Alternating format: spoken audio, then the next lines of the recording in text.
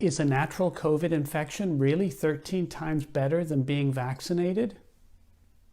My viewers have been asking me to review a new study that everybody's talking about.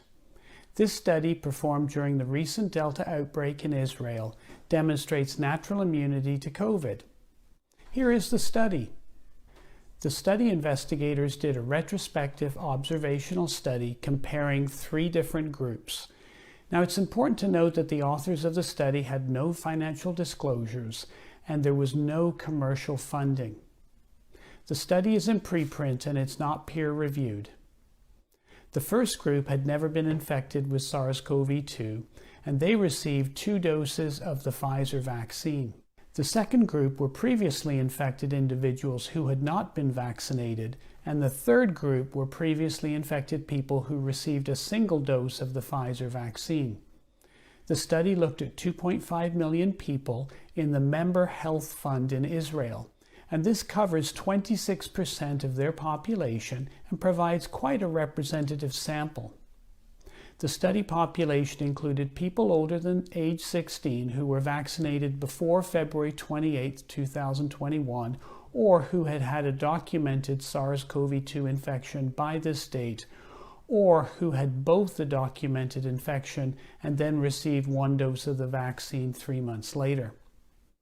Of interest, on March 2, 2021, the Israel Ministry of Health changed its guidelines to allow previously infected SARS-CoV-2 people to receive 1 dose of the vaccine after a minimum 3-month interval from the date of infection. They followed all of these 3 groups from June the 1st to August 14, 2021, when Delta was the predominant strain in Israel. Here are their study results. First, they compared vaccinated individuals versus previously infected people, and they matched for the time of the second vaccination and the time of the documented infection. They wanted both to occur between January 1 and the end of February.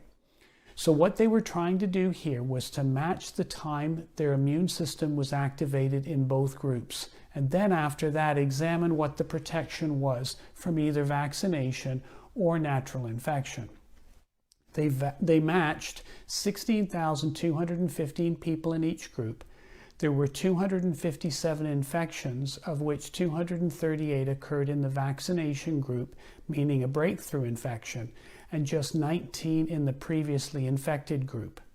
Now, this represents a 13 times increased risk for breakthrough infection as opposed to reinfection.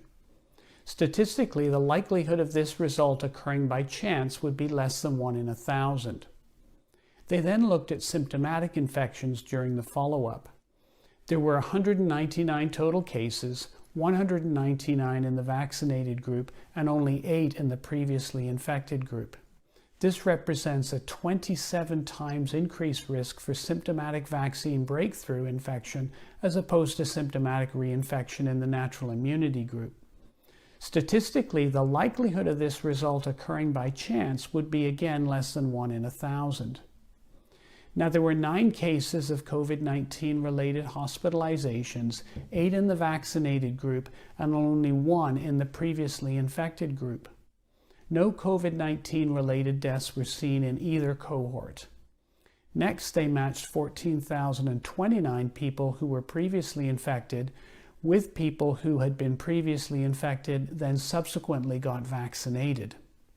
81% of this group had their single-dose vaccine after their positive PCR test. When they analyzed all the data, they did find a trend towards reduction of risk of infection, but it did not achieve statistical significance. That may be due to the fact that there were small numbers of reinfections in both groups. In summary, this study is the largest real-world observational study we have comparing natural immunity gains from previous SARS-CoV-2 infection to the Pfizer 2-shot vaccine-induced immunity. There was a 13 times increased risk for breakthrough infection with Delta if you were vaccinated in January or February 2021 versus being infected during those 2 months.